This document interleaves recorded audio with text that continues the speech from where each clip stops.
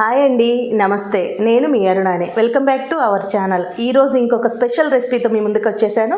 రవ్వ వడియాలు. టేస్ట్ అయితే సూపర్ ఉంటాయండి. రెగ్యులర్గా తినే వడియాల కన్నా కూడా స్పెషల్గా అనిపిస్తాయి. ఎందుకంటున్నానంటే స్పెషల్ అని ఇందులో నువ్వులు యాడ్ చేశానండి. సంవత్సరం పాటు నిల్వ పెట్టుకొని తినొచ్చు, అంత బాగుంటాయి టేస్ట్. పురుగు పట్టడం అలాంటివి ఏమీ లేకుండా హ్యాపీగా నీడలోనే ఫ్యాన్ కింద కూర్చొని వడియాలు పెట్టుకోవచ్చు. నేను ఎలా చేశానో డీటెయిల్డ్గా ఎక్స్ప్లెయిన్ చేస్తాను. వీడియోని స్కిప్ చేయకుండా చూసారంటే మీరు కూడా ఇలాంటి మంచి వడియాలని ప్రిపేర్ చేసుకోవచ్చు. వీడియోని స్టార్ట్ చేయబోయే ముందు ఏం చేయాలో తెలుసు కదా, ఒక లైక్ అయితే కొట్టేయండి. కొత్త వాళ్ళు చూస్తుంటే తప్పకుండా సబ్స్క్రైబ్ చేసుకోండి. ఇక్కడ ముందుగా మీకు రవ్వ అనేది నేను ఎన్ని గ్లాసులు తీసుకుంటున్నానో చూపిస్తానండి. ఇక్కడ 2 గ్లాసెస్ రవ్వ తీసుకుంటున్నాను. ఈ రవ్వ అనేది మనకి బియ్యం రవ్వ. కాస్త సన్నగా ఉన్న రవ్వ తీసుకోండి, బాగుంటాయి. ఇక్కడ చూపించినట్లయితే 1 గ్లాసు రవ్వకి 8 గ్లాసులు నీళ్లు తీసుకుంటున్నాను. ఇట్లా 2 గిన్నెల్లో 8 ఉన్నాయి నీళ్లు. మీకు తెలియటం కోసమే చూపిస్తున్నాను. ఇప్పుడు మనం ఉడికించుకునే గిన్నెకి తీసుకుందాం నీళ్లు. స్టవ్ అయితే ఆన్ చేశానండి. మూత పెట్టుకొని నీళ్ళు అనేది మరిగించుకుందాము. నేను తీసుకున్న 2 గ్లాసుల రవ్వకి ఇక్కడ ఒక 20 పచ్చిమిరపకాయలు తీసుకున్నాను. ఇక్కడ ఒక 4 ఇంచుల అల్లం ముక్క తీసుకున్నాను. మిక్సీకి కచ్చా పచ్చా వేసుకుందాము. మీరు ఈ పచ్చిమిరపకాయల ప్లేస్లో ఎండు కారమైనా వేసుకోవచ్చు, లేదంటే ఎండు మిరపకాయలని మనం కచ్చా పచ్చా మిక్సీకి వేసుకొని కూడా యాడ్ చేసుకోవచ్చు. నేనైతే పచ్చిమిరపకాయలతో చేస్తున్నాను. మనకి నీళ్ళు అనేది చక్కగా మరుగుతున్నాయి కదండి. ఇప్పుడు రవ్వని కొంచెంగా వేసుకుంటూ ఉండలుగా ఫామ్ అవ్వకుండా కలుపుకోవాలి. ఈ మరిగే నీళ్ళల్లో ఇట్లా మనం బియ్యం రవ్వ పోసుకుంటూ ఉండగా ఫామ్ అవ్వకుండా కలుపుకుంటూ ఉండాలండి నాన్ స్టాప్గా, లేదంటే ఉండలు కట్టేస్తుంది రవ్వ. హై ఫ్లేమ్లోనే పెట్టుకొని కలుపుకుంటూ ఉండాలండి నాన్ స్టాప్గా, లేదంటే మనకి అడుగు పట్టేస్తుంది. ఇప్పటికే ఒక పావు గంట నుంచి హై ఫ్లేమ్లో పెట్టుకొని కలుపుకుంటూ ఉన్నానండి. ఇప్పుడైతే మనకి ఇంత చిక్కగా ఉంది కదా. ఇప్పుడు సాల్ట్ వేసుకుందాము. కళ్ళుప్పు వేసుకుంటున్నాను. కళ్ళుప్పు అనేది చాలా తక్కువే వేసుకోవాలండి, లేదంటే మనకి ఎండిపోయినాక అవి ఉప్పుగా అనిపించేస్తాయి. 2 స్పూన్స్ జీలకర్ర తీసుకుంటున్నాను. దాంతోపాటుగా ఒక 3 స్పూన్స్ తెల్ల నువ్వులు తీసుకుంటున్నాను. ఇప్పుడు అన్నీ కలిసేలా కలుపుకుందాము. పచ్చిమిరపకాయలు మనం కచ్చా పచ్చా వేసి పెట్టుకున్నాము. ఇప్పుడే వేసుకుంటే ఏమవుద్దంటే మనకి కలర్ అనేది చేంజ్ అవుతాయి. మనకి ఎండిపోయిన తర్వాత కూడా పచ్చగా అనిపిస్తాయి. దించేటప్పుడు వేసుకుందాం మనం పచ్చిమిరపకాయల కారం. ఇంత చిక్కబడటానికి నాకైతే ఒక పావు గంట టైం పట్టిందండి. ఇంకా ఒక పావు గంట లో ఫ్లేమ్లో కుక్ చేసుకుంటే కానీ మనకి గట్టిగా అవ్వదు. ఎందుకంటే ఇప్పటి వరకు లూజ్గా ఉంది కాబట్టి హై ఫ్లేమ్లో కుక్ చేసాము.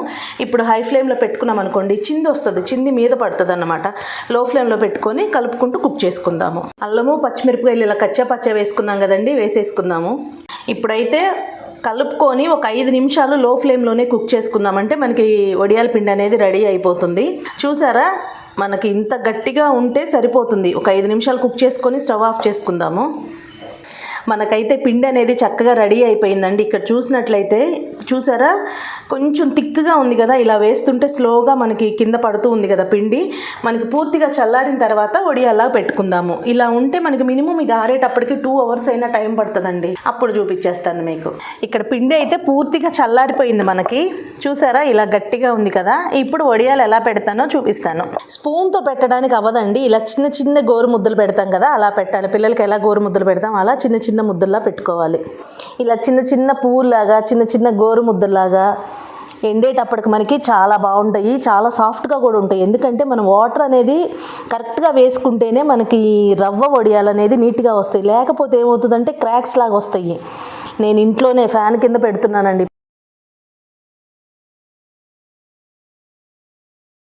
కంప్లీట్గా అయితే పెట్టేశానండి వడియాలు. 1.5 అవర్ పట్టింది. చూసారా, గిన్నె కూడా అడుగు మాడలేదు. మనకి అడుగు మాడిందంటే టేస్ట్ బాగోవు, మాడు స్మెల్ వస్తాయి.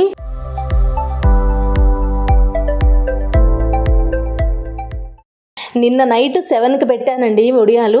ఇవాళ మళ్ళీ నెక్స్ట్ డే 7 అయింది నైట్. చక్కగా మనకి కూడొచ్చేస్తున్నాయి. కొంచెమే ఉంది లోపల పిండి. ఇలా అన్నీ తీసేసి ఒక బేషన్లో పోసుకొని ఆరబెట్టుకొని నెక్స్ట్ డే ఒక డే అంతా ఎండలో పెట్టుకుందాము. మీకు కవర్ మీద కాబట్టి ఈజీగా వచ్చేస్తున్నాయి. మీరు ఒకవేళ కాటన్ క్లాత్ అనుకోండి, కాటన్ క్లాత్ని ఉల్టా వేసుకొని కొంచెం నీళ్ళు చిలకరించి కొంచెం మెత్తబడిన తర్వాత వడియాలు తీసినా కూడా ఈజీగా వచ్చేస్తాయి. చూసారండి, మనకి వడియాలు అనేది పూర్తిగా ఎండిపోయినాయి కదా.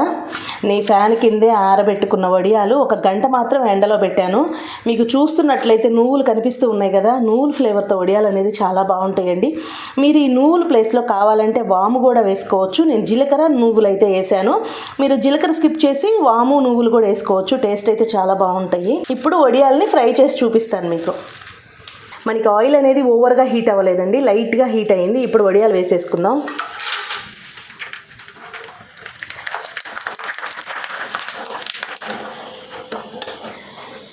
చూసారు కదండి ఎంత చక్కగా ఫ్రై అయిపోయినాయో. మనకి ప్లేట్లో తీసేసుకుందాము. వడియాలు అనేది చక్కగా ఫ్రై అయిపోయినాయి కదండి. మనకి డబల్ సైజు కూడా వచ్చినాయి కదా. వడియాలు చాలా క్రిస్పీగా చాలా బాగుంటాయి. మీరు కూడా ట్రై చేయండి. చూసారా ఎంత క్రిస్పీగా తెలుస్తుంది కదా మీకు కూడా. చూసారు కదండి ఎంత సింపుల్గానో వడియాలు ఫ్యాన్ కిందే ఆరబెట్టుకొని ప్రిపేర్ చేసుకున్నాం కదా. ఎక్కువ రోజులు అయితే పట్టలేదండి నాకు. ఒక రోజు అంతా ఫ్యాన్ కింద పెట్టాను, ఒక 24 అవర్స్ ఫ్యాన్ కింద పెట్టాను. ఒక హాఫ్ డే మాత్రం ఎండలో పెట్టాను. ఇలా క్రిస్పీగా రెడీ అయిపోతాయి. ఎక్కువ హైరాణ పడిపోకుండా ఇలా ఈజీగా సింపుల్గా చేసుకోండి మీరు కూడా. మీకు ఎలా అనిపించిందో మీ ఫీడ్బ్యాక్ నా కామెంట్ సెక్షన్లో కామెంట్ చేయండి. నచ్చినట్టయితే లైక్ చేసి షేర్ చేసి, మన ఛానల్ని కొత్త వాళ్ళు చూస్తుంటే తప్పకుండా సబ్స్క్రైబ్ చేసుకోండి.